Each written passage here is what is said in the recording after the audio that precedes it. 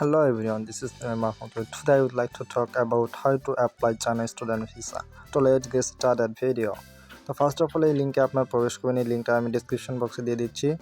তো তারপরে create account এখানে দিবেন। এই অপশনটা আসার পরে তো ক্রিয়েট অপশনটা আসার পর হচ্ছে আপনারা এইরকম একটা ইন্টারফেস দেখতে পারবেন। আপনি মেইলটা দিবেন, এখানে মেইল দিয়ে দুইটা পাসওয়ার্ড দিবেন সেম দেন একটা কোড যাবে আপনার মেইলে।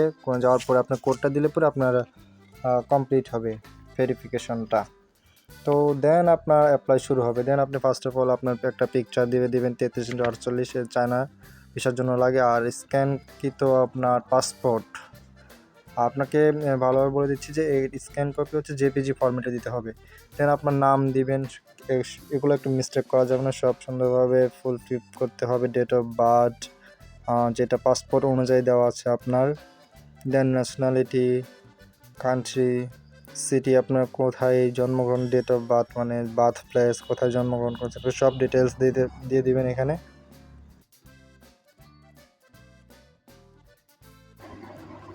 তো দেন আপনার এখানে ন্যাশনালিটি দিতে হবে, কারেন্ট ন্যাশনালিটি অর্থাৎ পাসপোর্ট নাম্বার। ন্যাশনালিটি আপনার বাংলাদেশি দিবেন এখানে।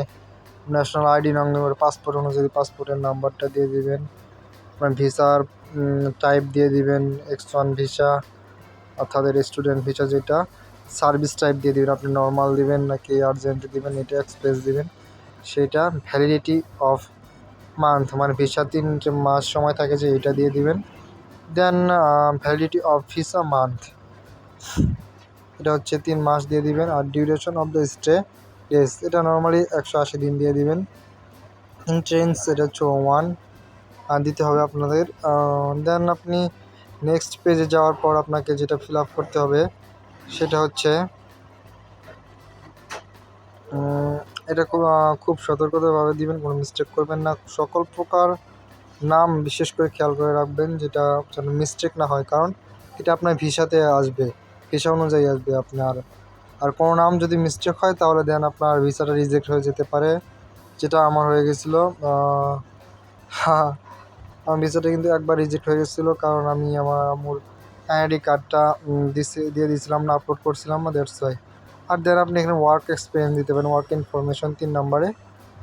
ওয়ার্ক এক্সপিরিয়েন্স আপনার যেহেতু স্টুডেন্ট কিছু না থাকলে আপনার যেহেতু যদি কোনো কোর্স করে থাকি কম্পিউটার অ্যান্ড কিছু ইংলিশ ডেভেলপমেন্ট কিছু স্কিলস যদি থাকে আপনি এটা দিতে পারেন। আর না দিলে কোনো সমস্যা নেই, নর্মালি কেউ দেয় না, আমি এটা করছিলাম দ্যাটস ওয়াই দিয়ে দিয়েছি। তো দেন আপনার এডুকেশন, A1 এডুকেশন অর্থাৎ হচ্ছে আপনার কোন কলেজ থেকে পাস করেছেন, ডিপ্লোমা বা ডিগ্রি এটা দিয়ে দিচ্ছি। নর্মালি বোঝাচ্ছে ইন্টারমিডিয়েটের যেটা major science. The A1 name of institution মানে আপনি কোন স্কুল থেকে আপনার এসএসসি পাস করেছেন এরকম বা ডিপ্লোমা পাস করেছেন সেটা দিবেন। মেজর সায়েন্স থেকে যেহেতু পাস করেছি আমরা সায়েন্স দিয়ে দিয়েছি। আর নর্মালি আপনি এই ওয়েবসাইটে ঢুকলেই দেখতে পারবেন যে কোনটা চাচ্ছে। তো দেন আপনার হচ্ছে তো আপনি এখানে কারেন্ট অ্যাড্রেসটা দিয়ে দিবেন, ইনফরমেশনগুলো। দেন পার্সোনাল ইনফরমেশন, তো father's name, mother's name and date of birth তাদের একটু কেয়ারফুল দিয়ে দেবেন। এনআইডি কার্ডের মধ্যে লেখা আছে, ওই এনআইডি কার্ডের জন্মসাল অনুযায়ী দিয়ে দিবেন এটা। স্ট্যাটাস ইন চায়না এটা নট অ্যাপ্লিকেবল দিয়ে দিন। চিলড্রেন নট অ্যাপ্লিকেবল দিয়ে দিন। হ্যাঁ, আপনার কোনো চিলড্রেন আছে কি না, হ্যাঁ as a student you do have any immediate relative in China, যদি আপনার কোনো রিলেটিভ থাকে চায়নাতে তো সেটা ইয়েস দিবেন, আর না থাকলে নো দিবেন।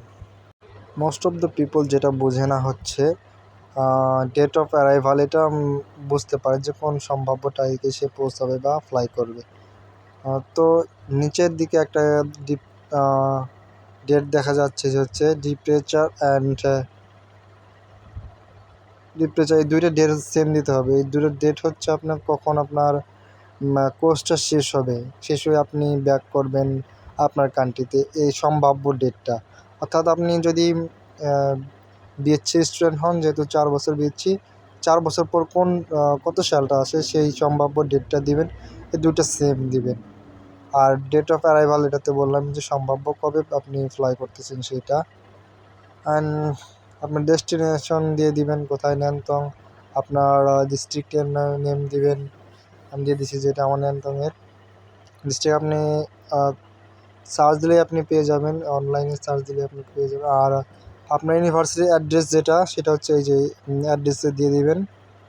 আপনার অ্যাডমিশন নোটিসের নিচেই আপনি দেখতে পাবেন আপনার এই অ্যাড্রেসটা দেওয়া আছে। আর যেটার কথা বললাম Indian date of the departure, এটা দুইটা সেম দিয়ে দিবেন। অ্যান্ড দেন আপনার নেম, ইউনিভার্সিটি নেম, এটা রিলেশনশিপ অনেকেই দিয়ে থাকে অন্য কিছু, এখানে আপনার ইয়ে দিয়ে দিবেন, ফাদার নেম দিয়ে দিবেন। অ্যান্ড নিচের দিকে আসলে আপনি দেখতে পাবেন এগুলা কিছু question, how you pay your travel, যেমন সেটা ফাদার দিয়ে দিবেন। অ্যান্ড যেগুলো আপনার আছে এখানে ইয়েস দিয়ে দিবেন এবং না থাকলে নো দিয়ে দিবেন। ম্যাক্সিমামগুলোই নো হয়ে যায়, কারণ আপনি কখনো হয় যে এখানে আছে অন্য কোনো কান্ট্রি ট্রাভেল করছেন কিনা, সিটিজেনশিপ আছে কিনা, বা 12 মাসের মধ্যে আপনি কোনো কান্ট্রিতে ট্রাভেল করছেন কিনা, এগুলো হয়। আমি অ্যাজ এ স্টুডেন্ট ইউর, তো আপনি ম্যাক্সিমাম সময় অন্য কোনো কান্ট্রিতে যান নাই বা এরকম কিছু হয়ে থাকে, তো এগুলো আপনি ভালোভাবে পড়ে নিয়ে দিয়ে দিবেন।